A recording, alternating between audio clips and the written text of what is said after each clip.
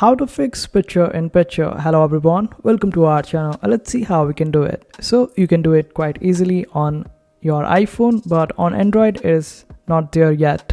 So on your iPhone, just simply open up the settings, then open up the general settings. In general settings, you will be able to find the option of picture in picture. Simply click on it, turn it on, and after that open up the YouTube. And we are talking about the iPhone. Then click on your profile by clicking on the bottom right hand side corner and click on settings. Here click on general settings.